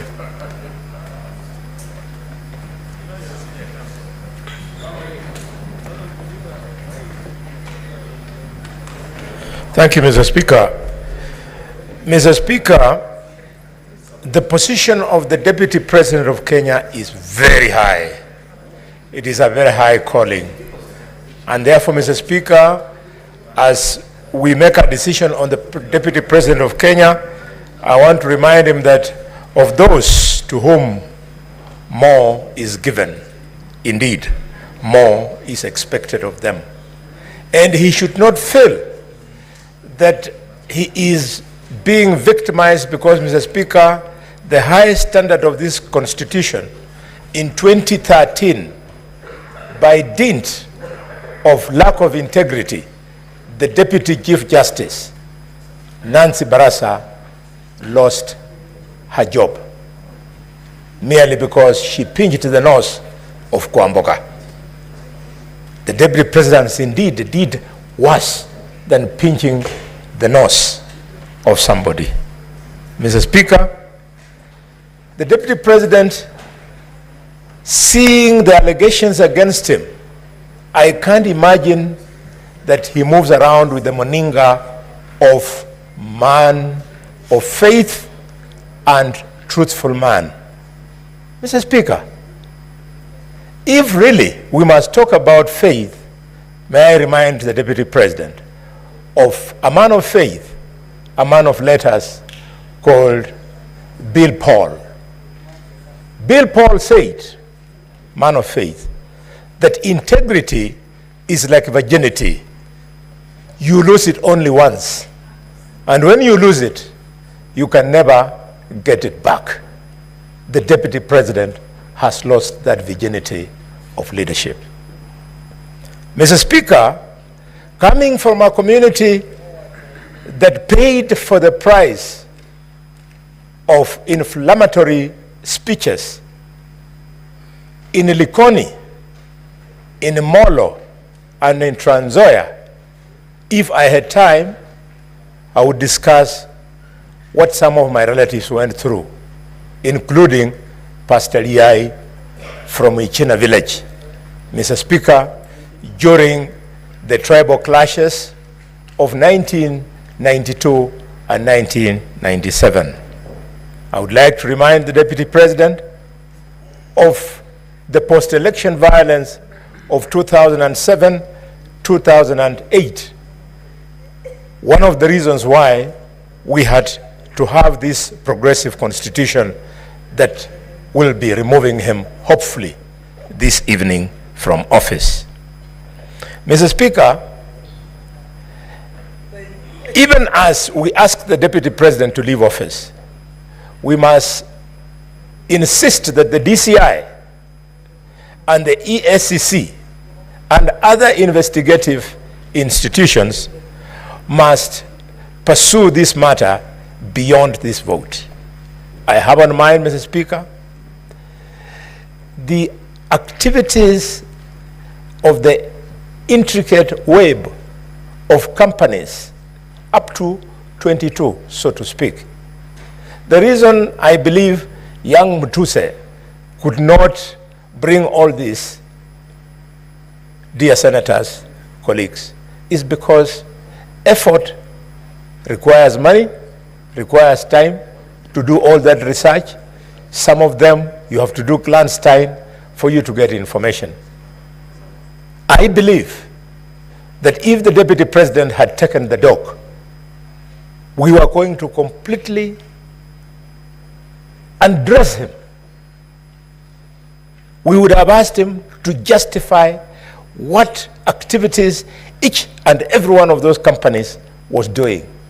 It's part of the reason why he stepped down, Mr. Speaker. Mr. Speaker, I have evidence, which I don't wish to be part of the case, that as soon as the Deputy President's brother died, the wife went to the corporate branch of the cooperative bank and started crying there that the manager should stop the Deputy President from operating these accounts.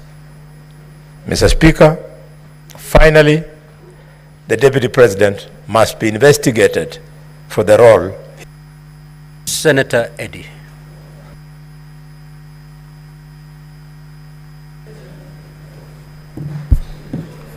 Mr. Speaker, thank you, and I recognize the pressure of time. Mr. Speaker, I am here because of the kindness of the people of Migori County who sent me here, that at such a time, Mr. Speaker, I need to be cautious of the Article 125 of the Constitution, which requires us as a House that in matters such as this, Mr. Speaker, we must behave like judges, because under Article 125 of the Constitution, Mr. Speaker, we sit as a High Court, Mr. Speaker. And in the words of Socrates, Mr. Speaker, a judge is required to listen courteously, to answer wisely, to consider soberly, and definitely to decide impartially, Mr. Speaker. There were 11 charges, Mr. Speaker, that were put before us, Mr. Speaker, and they were put to us in the context of Constitution 2010, Mr. Speaker.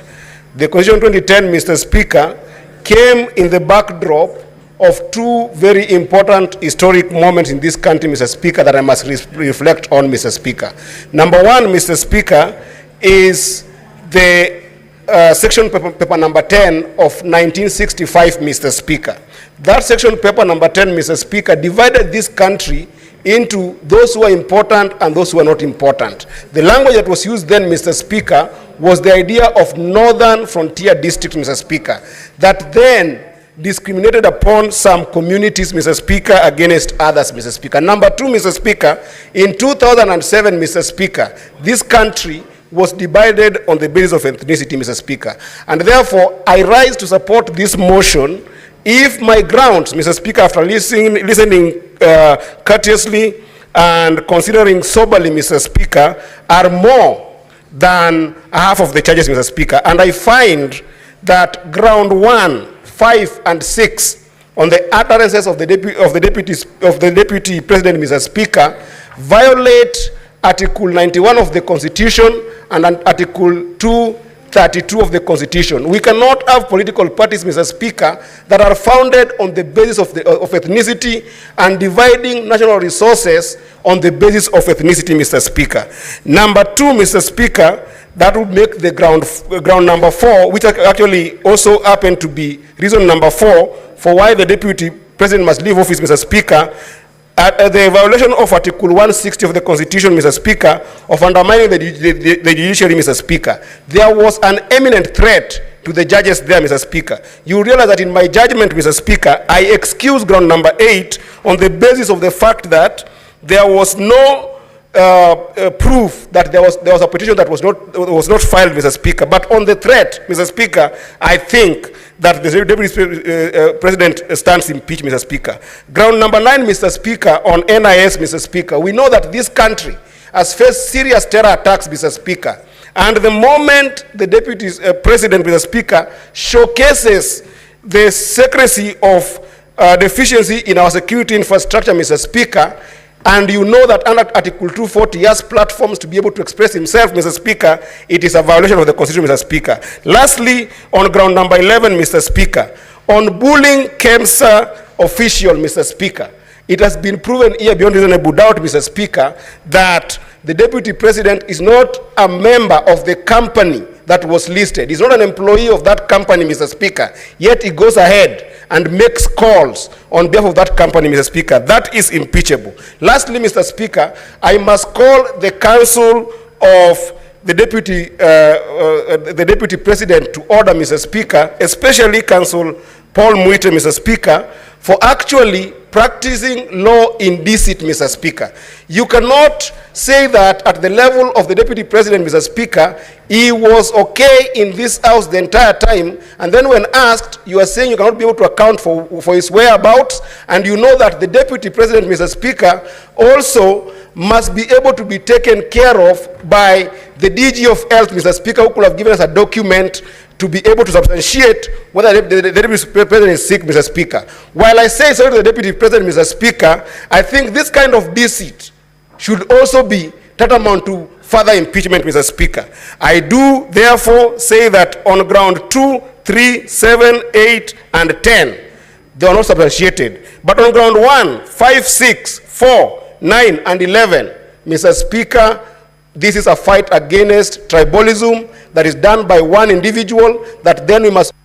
Senator Osotsi, unfortunately you only have 4 minutes because we terminate at exactly 10:30. Thank you, Mr. Speaker. Mr. Speaker, I'll be so quick.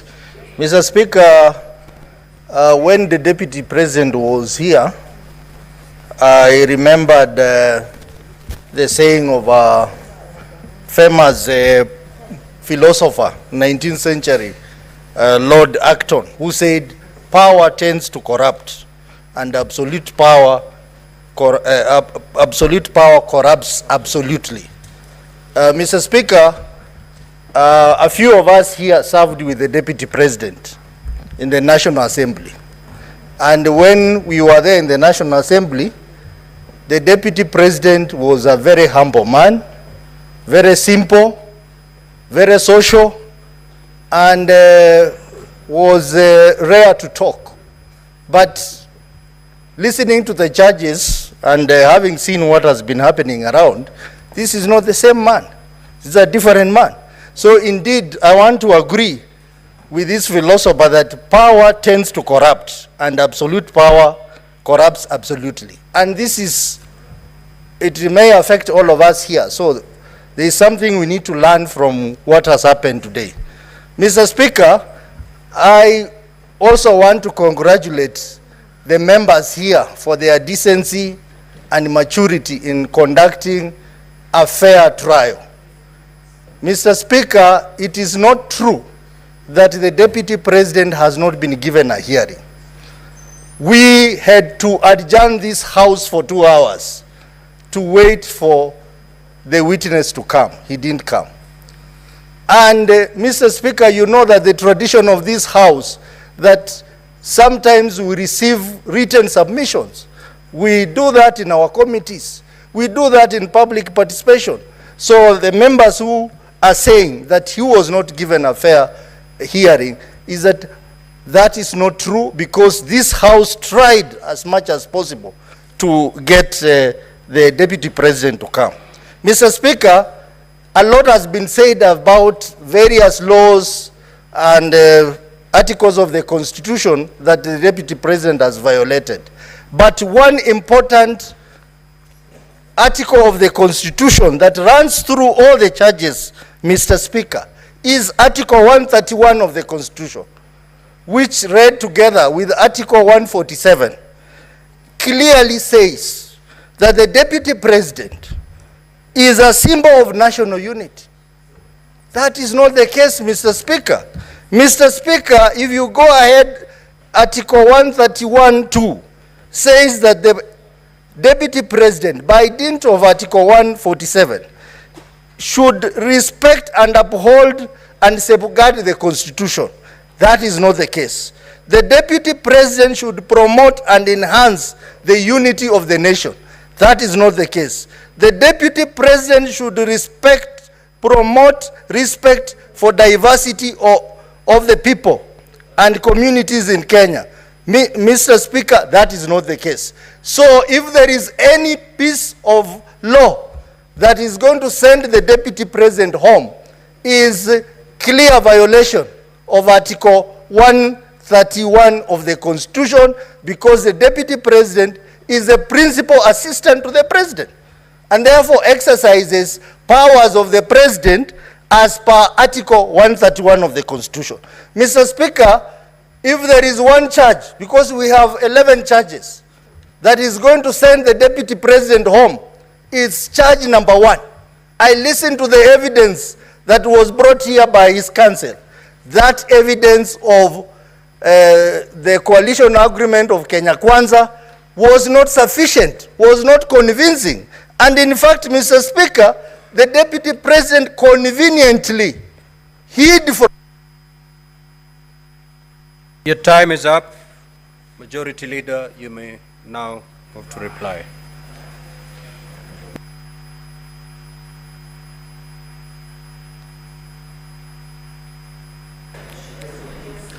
Mr. Speaker, I beg to hereby reply, having listened to the contributions of my colleagues on this very important motion on trial by impeachment of the Deputy President, Honorable Rigathi Gachagua. I want to thank colleagues that have taken time to give their views, both in support and those opposing this motion, because that's how you grow a democracy, Mr. Speaker. We may not all have to agree on the same subject matter, Mr. Speaker, but the chance to even speak and say what you feel about an issue is an important attribute.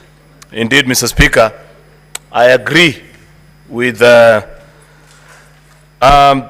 contribution that was made by one of the advocates for the Assembly, that comparing what you're doing today with previously what used to happen, where in the 1 o'clock news, vice presidents will be changed without any notice. And the elaborate process, Mr. Speaker, that we have gone through up to this point is great for our country. Mr. Speaker, I appreciate the National Assembly, the team of the Deputy President, Mr. Speaker, that has presented us with information to help us make a fair judgment of this case. Mr. Speaker, I strongly disagree with those that hold the view that the Senate hasn't been as fair to the Deputy President as perhaps they would have expected. To the best of my knowledge, Mr. Speaker, I think as a House, we did the best that was within our means. We granted the opportunity, was given sufficient notice, Mr. Speaker. It is only in the unfortunate circumstance of this afternoon where he was taken ill, Mr. Speaker, and I'd wish to take this time to extend my message of goodwill to him and wish that he can quickly recover and get on with his other duties, Mr. Speaker, both as a human being and should, whichever way this vote goes, Mr. Speaker, because it's not in my hands, but in the hands of the 67 jury that are here, Mr. Speaker, that he shall continue to thrive. I wish him well, Mr. Speaker. Like I observed earlier, this is a friend, and friends wish each other well under all circumstances. Mr. Speaker, you know, just as a final thought, I thought about the journey of the Deputy President and the tribulations that have occurred to him as occurrence to either his conduct or utterances. And I'm reminded of a book I once read, Mr. Speaker, by Senegalese satirist Osman Sembene, a book called Hala, where, Mr. Speaker, a very rich businessman by the name El Haji looks and desires a beautiful young lady by the name Ngone, and finally takes her in as a third wife. Unfortunately, on the same night that he marries her, he develops erectile dysfunction, Mr. Speaker, and is not able to consummate the marriage. Sometimes in life, Mr. Speaker, when you fall down, you have to prepare to get down before you eventually can rise up, Mr. Speaker. I do hope, Mr. Speaker, that even in this particular process, the Deputy President will emerge stronger, better, as a human being, as a leader, and that there can be better days ahead for him. With those very many remarks, Mr. Speaker, I beg to reply and wish that our colleagues in this House make a decision in the best interest of the country. I thank you, Mr. Speaker.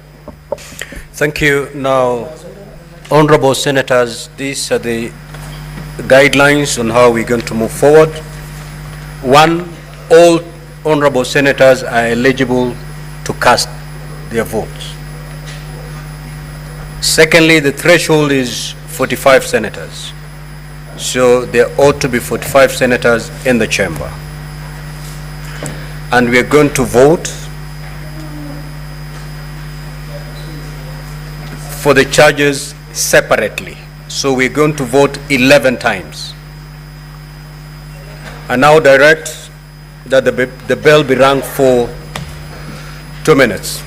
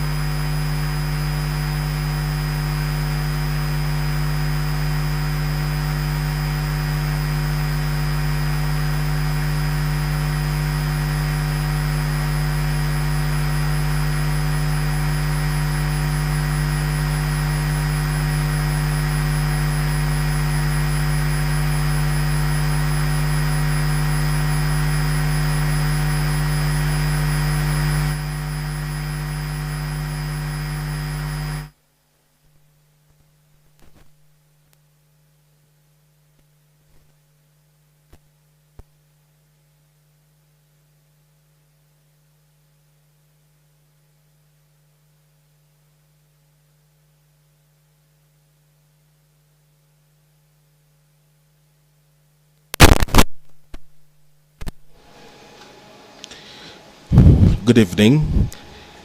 These are live proceedings from the Senate chambers, and the senators are done debating the motion that was moved for the removal from office by impeachment .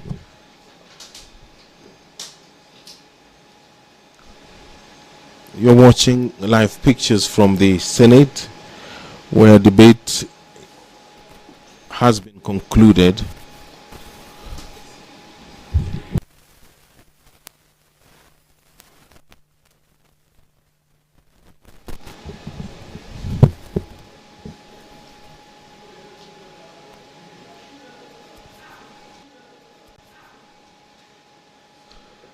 Good evening.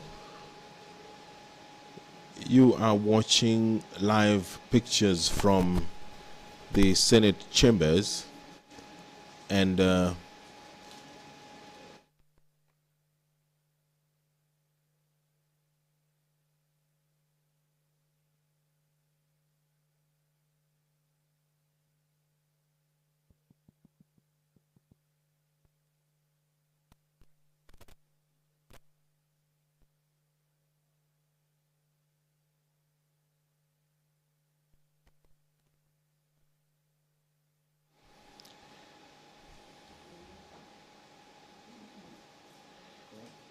The senators are done debating the motion that was moved seeking the removal from office by impeachment the Deputy President of the Republic of Kenya, and now they are preparing to take a vote on the 11 charges that were brought forward against the Deputy President.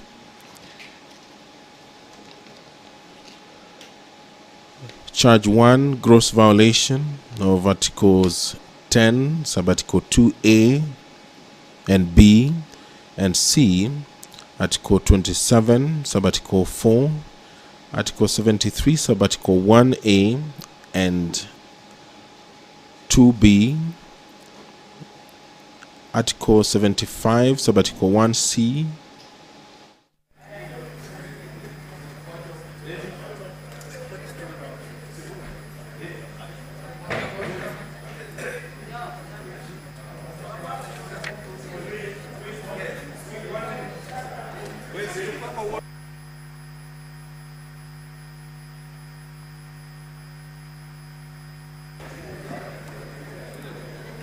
Clerk, has the bell stopped ringing?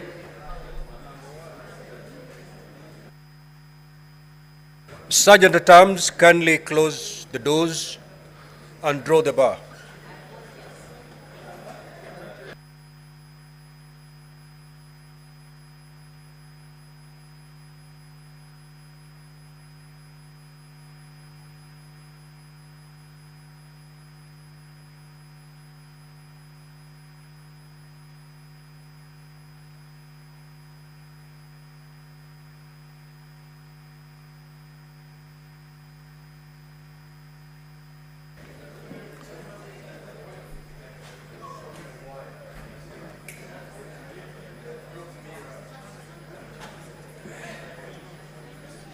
The House.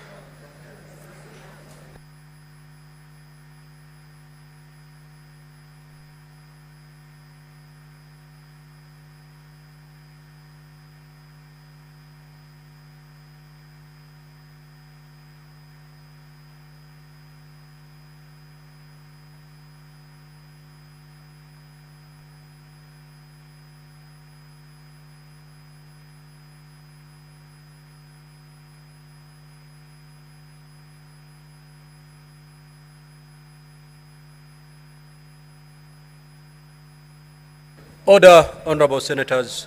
Majority Leader, you may take your seat.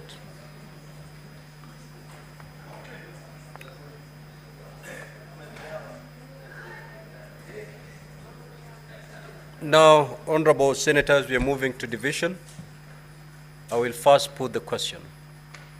Voting shall be electronically, and we shall be voting on separate charges. So we're going to vote 11 times this evening. I'll proceed to put the question.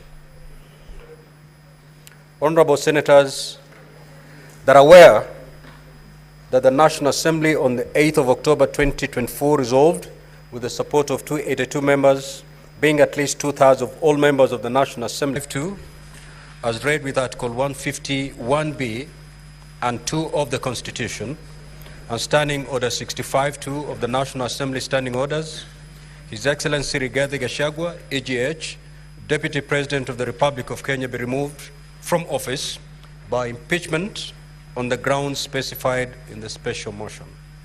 Whereas by a letter reference NA/DLP/TBO/MTS/2024 into brackets 25, dated the 8th of October 2024, and received in the office of the Speaker of the Senate on the 9th of October 2024, the Speaker of the National Assembly informed the Speaker of the Senate of the approval of the special motion by the National Assembly, and further forwarded to the Speaker of the Senate documents in evidence of the proceedings of the National Assembly.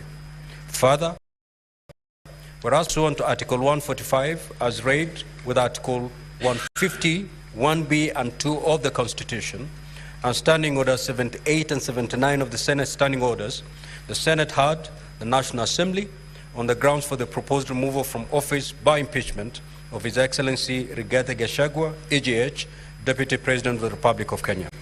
And further, whereas pursuant to Article 145, as read with Article 150, 1B and 2 of the Constitution, and Standing Orders 78 and 79 of the Senate Standing Orders, the Senate also had His Excellency Rigathi Gachagua, AGH, Deputy President of the Republic of Kenya, on the grounds of his proposed removal from office by impeachment of the Deputy President